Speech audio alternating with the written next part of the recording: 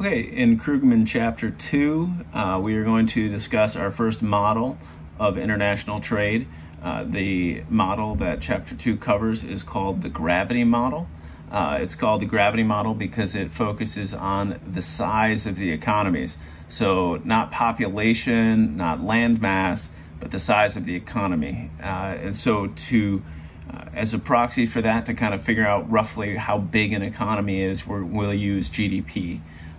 So gross domestic product, GDP, will be used to determine the size of the two economies. So what is the gravity model? Well, it's just this idea that the size of the economy will have a positive relationship on the trade. So as two countries get bigger, they will tend to trade more with each other.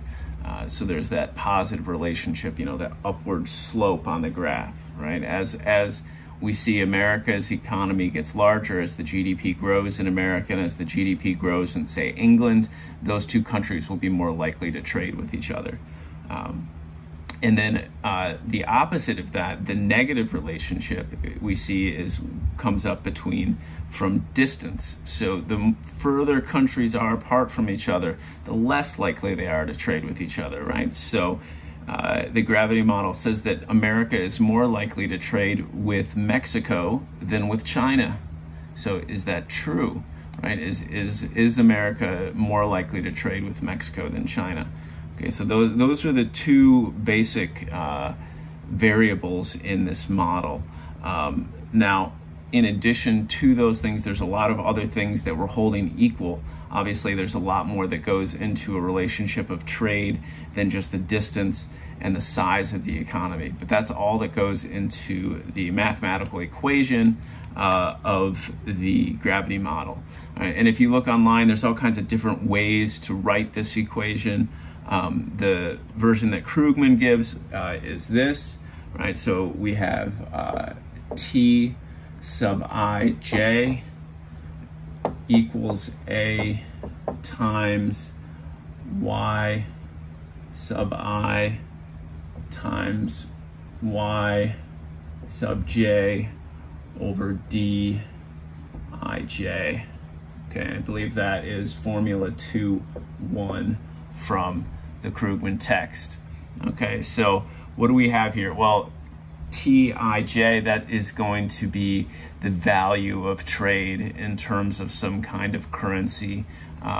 Usually we'll discuss in dollars because that tends to be the international currency that's used in trade between country I and country J. So the sub letters here, those represent the two countries. So the trade between country I and J is valued at T. So that equals some constant A, which that's kind of like the catch-all term, right? So that's where anything that's not found in here is going to show up in A. Okay.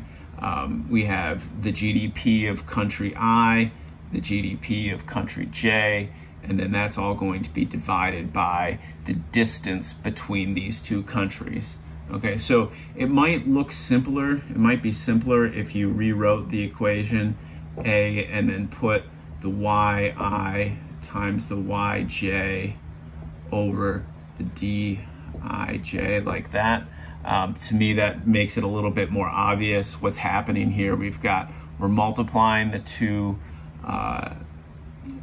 GDPs. So we're taking that's going to give us a positive relationship as the countries grow in their size, and then we're dividing by the distance to make that come into play.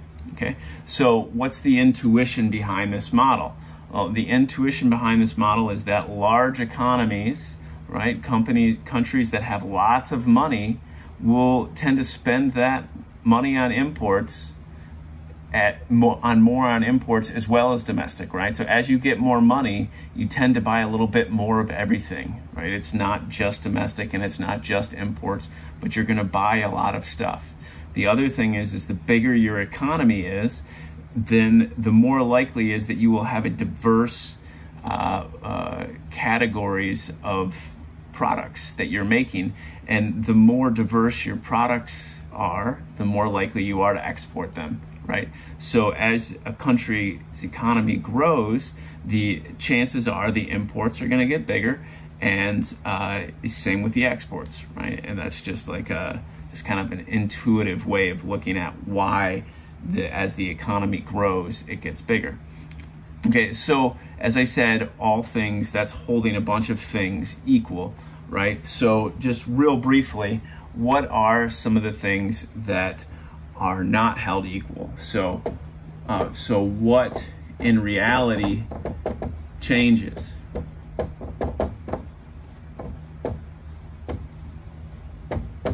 Okay, so one of the things is, even as countries grow in their economies, they still tend to spend most of their income at home, right? So the majority of the American, spending is spent within America. Okay, so the other thing is, right, like the U.S.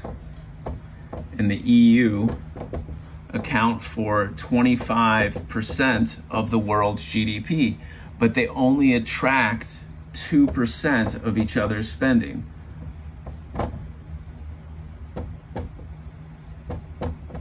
So that's just kind of making the point that even though you do attract, maybe in trade, they're attracting a lot of that spending, it's not that big, right, in terms of the grand scheme of things of their economies. So to make sense of trade flows, right, we also need to take into account borders and trade restrictions.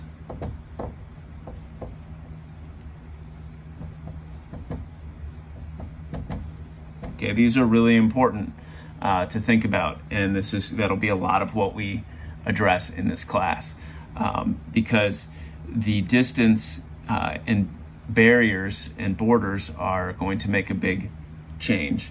So just as one last number figure here, as we have a 1% increase in the distance between two countries, that leads to a 0.7% decline in trade.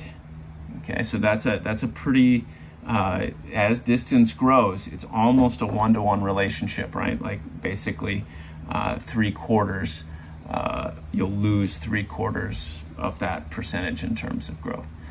So that is the gravity model. Just in brief, as I said, it's chapter 2, so you want to take a look through that, make sure you understand it, and email me with questions. Thanks.